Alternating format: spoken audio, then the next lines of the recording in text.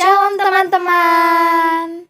Sebelum memulai ibadah kita pada hari ini, mari kita menyanyikan lagu Matahari Bersinar Terang.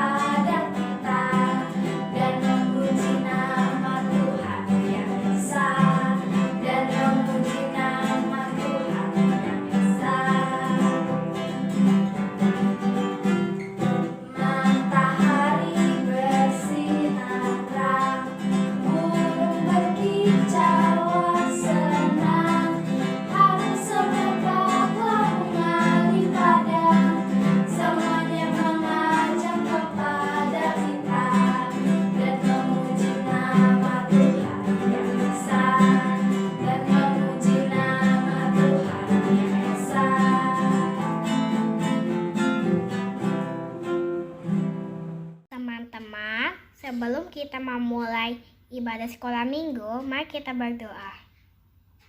Tuhan Yesus, terima kasih Kakak Dakisa dan teman-teman lain mau sekolah minggu. Berkatilah guru yang mengajak firman Tuhan dan mukid-mukid yang lain yang ada di rumah teman-teman lain bisa juga mendengarkan. Terima kasih Tuhan Yesus, dalam nama Tuhan Yesus kami berdoa. Amin. Teman-teman, sekarang kita memuji Tuhan. Mari kita menyanyikan lagu Dalam nama Yesus dan Hebatlah Tuhan Yesus.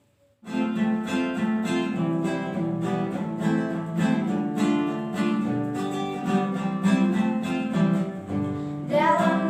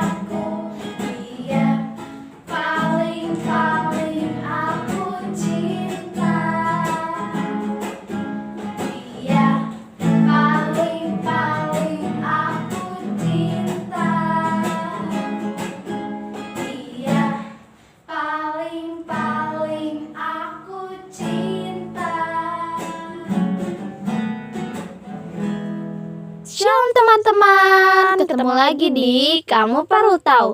Kali ini kita akan membahas tentang bulan. Tanggal 20 Juli 1969 adalah hari di mana manusia pertama kali berjalan di bulan. Meski kebenaran seputar hal itu masih menjadi pro dan kontra, namun kita semua sepakat bahwa bulan memiliki peran penting bagi bumi dan isinya. Untuk mengenal bulan lebih dekat, simak yuk fakta-fakta menarik tentang bulan. Fakta pertama, bulan terbentuk 4,53 miliar tahun yang lalu. Kita semua tahu bahwa bulan merupakan satelit bumi satu-satunya. Namun, tahukah kamu kalau bulan terbentuk sekitar 4,53 miliar tahun yang lalu? Bulan mulai terbentuk sekitar 30-50 juta tahun setelah pembentangan tata surya. Sementara, bumi sendiri terbentuk sekitar 4,54 miliar tahun yang lalu. Selisih kelahiran bumi dan bulan memang begitu dekat ya. Lebih lanjut, para astronom dan peneliti menduga bahwa bulan terbentuk setelah benda seukuran Mars menghantam bumi. Materialnya meledak ke luar angkasa dan akhirnya membentuk bulan. Namun hal ini masih diperdebatkan. Bulan menjauh dari bumi 4 cm per tahun. Tahukah kamu bahwa bulan perlahan-lahan bergerak menjauh dari bumi? Faktanya, menurut penelitian, bulan menjauhi bumi sekitar 4 cm setiap tahunnya. Jika ini masih terus berlanjut, selama 50 miliar tahun ke depan, maka bulan membutuhkan waktu sekitar 47 hari untuk mengorbit bumi, bukan 27,3 hari seperti sekarang. Namun ini membutuhkan waktu yang sangat lama, yakni hingga ratusan miliar tahun. Tidak ada atmosfer di bulan. Berbeda dengan bumi, bulan tidak punya atmosfer loh. Ini karena bulan memiliki ukuran yang lebih kecil dengan medan magnet yang lemah. Namun di masa lalu, bulan pernah memiliki atmosfer loh. Diperkirakan atmosfer ini ada sekitar 3, miliar tahun yang lalu. Atmosfer itu begitu tipis dan hanya bertahan sekitar 70 juta tahun saja. Jejak-jejak atmosfer ini diteliti dari zat yang tertinggal di bulan, seperti karbon monoksida. Bagaimana permukaan bulan itu? Penasaran seperti apa sih permukaan bulan itu? Berdasarkan penjelasan dari astronom yang pernah menyinggahi bulan, permukaan bulan terdiri dari sisa-sisa gunung berapi yang telah mati, kawah, dan sisa aliran lava. Permukaan ini terlihat berbatu, tandus, dan memiliki warna kelabu. Terima kasih telah menyaksikan Kamu Perlu Tahu hari ini. Semoga bermanfaat. Dadah!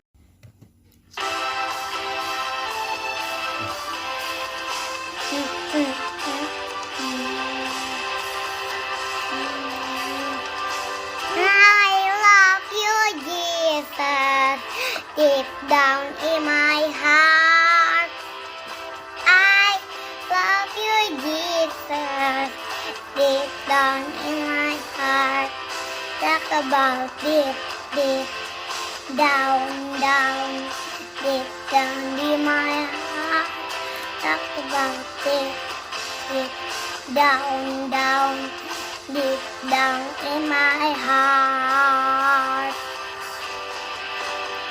I love you, Jesus, deep down in my heart. I love you, Jesus, deep down in my heart. Think about deep, deep, down, down, deep down in my heart. Talk about deep, deep, down, down, deep down in my heart. I love you, Jesus, deep down in my heart. I love you, Jesus, deep down in my heart. Think about deep, deep, down, down, deep down in my heart. Talk about deep, deep, down, down, deep down in my heart. Deep, deep, down, down, deep down in my heart. Talk about deep, deep, down, down, deep down in my heart. Terima kasih. Sekarang kita mau mendengarkan firman Tuhan. Mari kita menyanyikan lagu Aku ingin dengar cerita.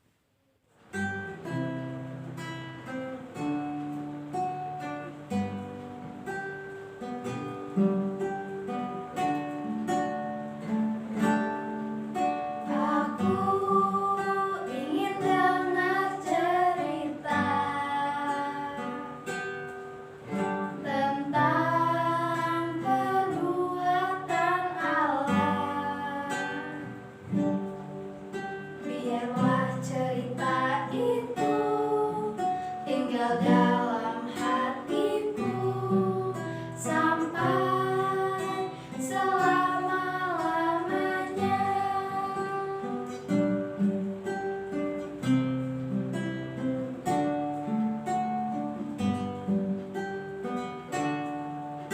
Aku ingin dengar cerita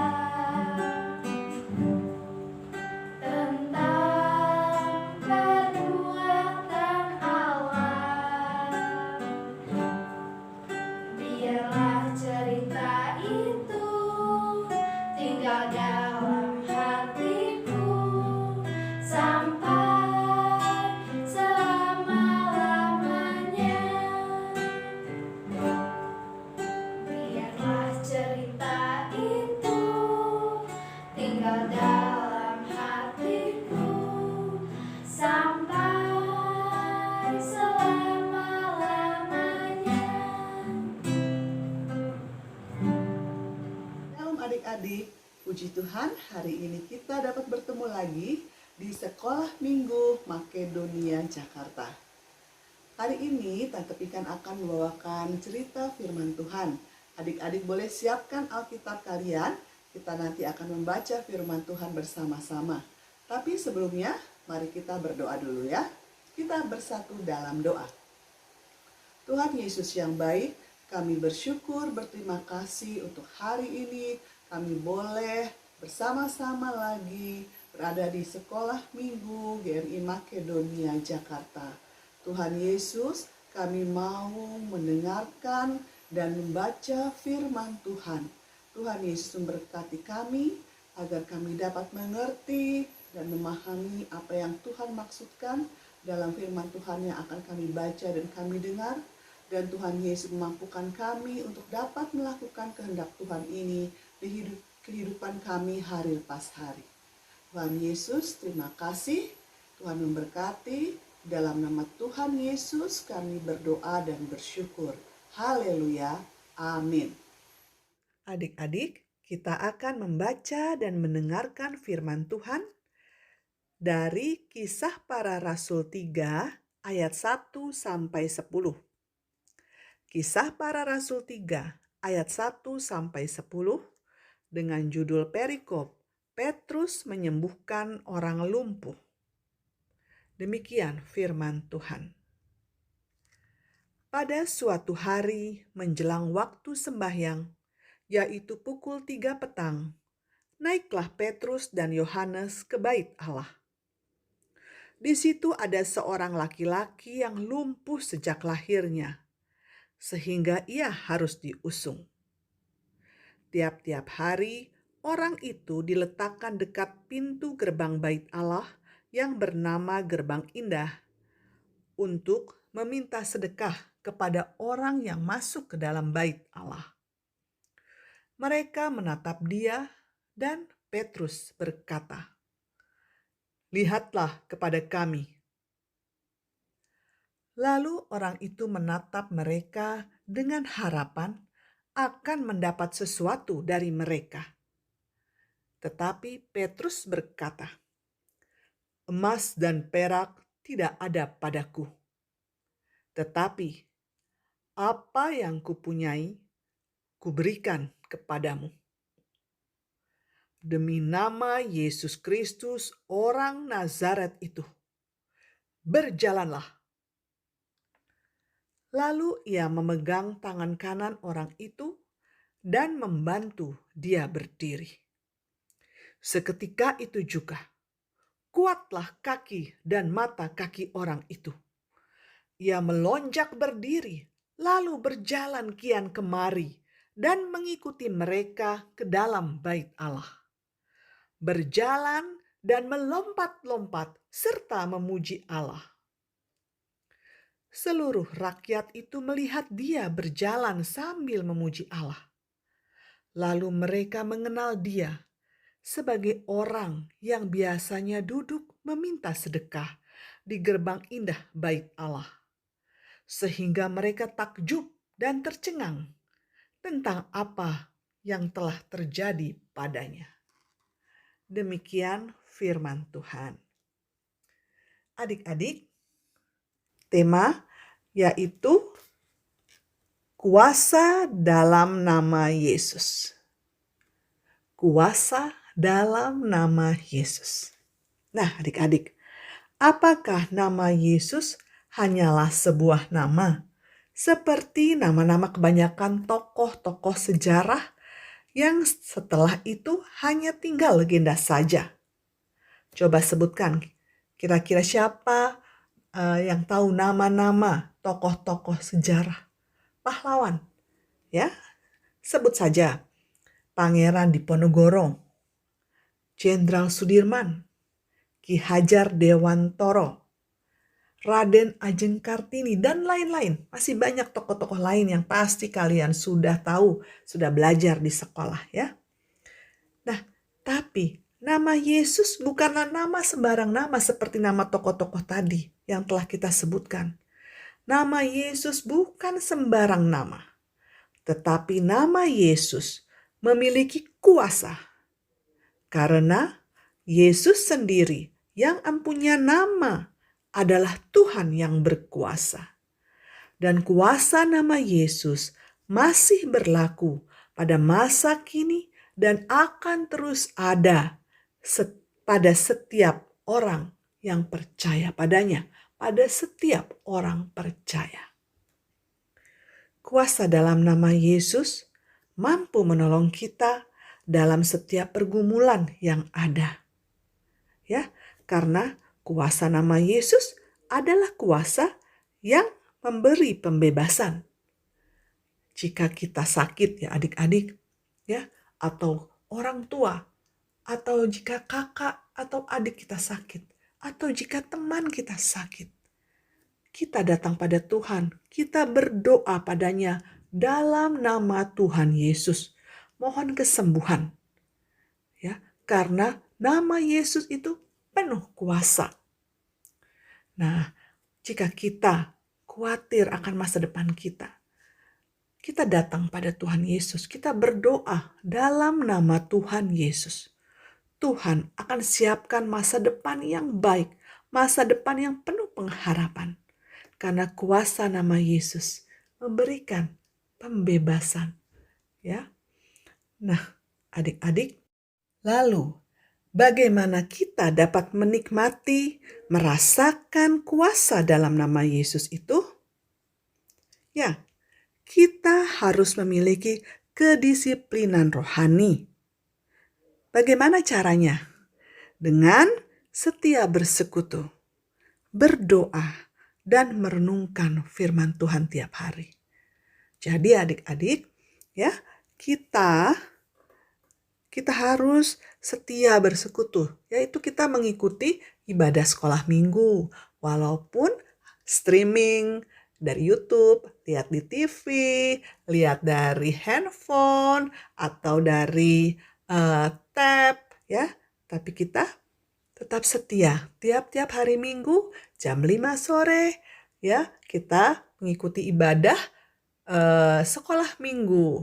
Dan juga di hari Sabtu ada Sabtu ceria, 1 bulan 2 kali.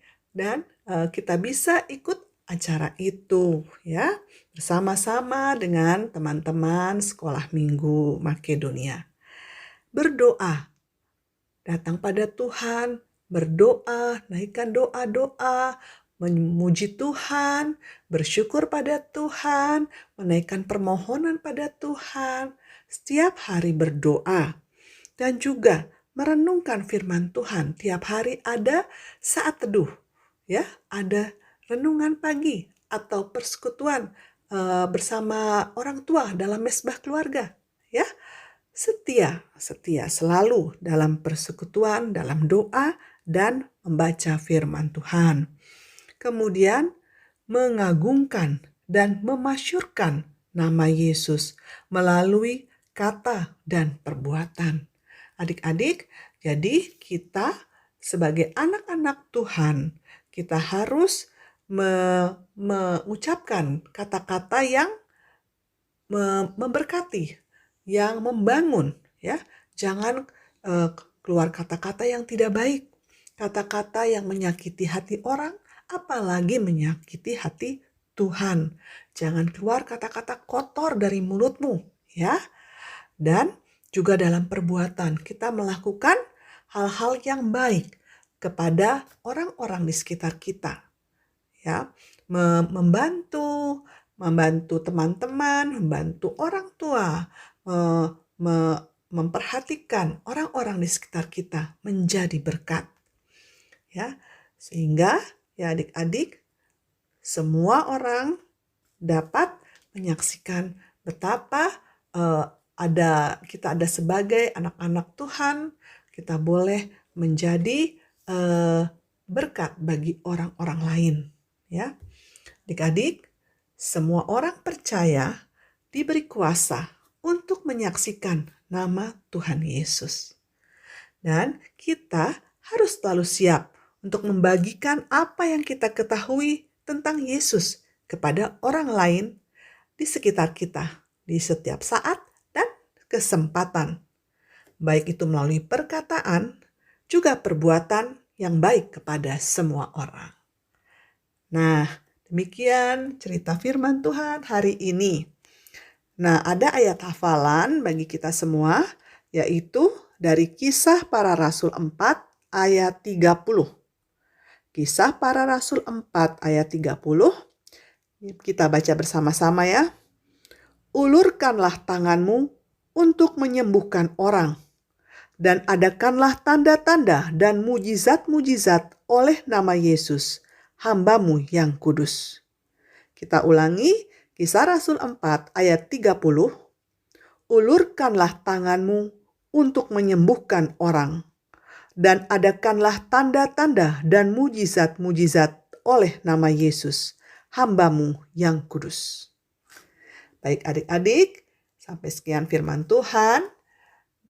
Terpujilah Tuhan Yesus, haleluya, amin. Adik-adik, mari kita tutup firman Tuhan hari ini dengan doa. Mari kita bersatu dalam doa. Buka tangan, tutup matanya, kita berdoa. Tuhan Yesus yang baik, kami bersyukur, kami berterima kasih ya Tuhan, karena kami memiliki Tuhan Yesus. Kami menjadi anak-anak Tuhan yang namanya, dalam nama Yesus itu ya Tuhan, memiliki kuasa. Kami bersyukur kuasa dalam nama Yesus dapat melepaskan kami dari segala pergumulan. Dan Tuhan Yesus menolong, mampukan kami untuk dapat menceritakan tentang Tuhan Yesus kepada orang-orang di sekitar kami, dalam perkataan maupun perbuatan kami, sehingga mereka boleh mengenal Tuhan Yesus yang namanya ada kuasa, yang dalam namanya ada kuasa. Terima kasih ya Tuhan Yesus. Ya Tuhan Yesus, kami mau berdoa untuk semua adik-adik yang mengikuti acara ini. Tuhan memberkati, Tuhan memberikan kekuatan, kesehatan bagi mereka. Tuhan tambahkan kepintaran bagi mereka untuk menyelesaikan pendidikan mereka. Terima kasih ya Tuhan Yesus. Tuhan juga memberkati orang tua, ya semua adik-adik ya Tuhan. Tuhan memberkati dalam pekerjaan, Tuhan memberkati dalam pelayanan.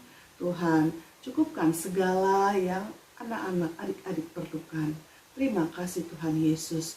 Inilah doa kami. Hanya dalam nama Tuhan Yesus kami berdoa bersyukur padamu. Haleluya. Amin. Nah, sampai di sini adik-adik pertemuan kita. Sampai jumpa. Tuhan Yesus memberkati. Dadah!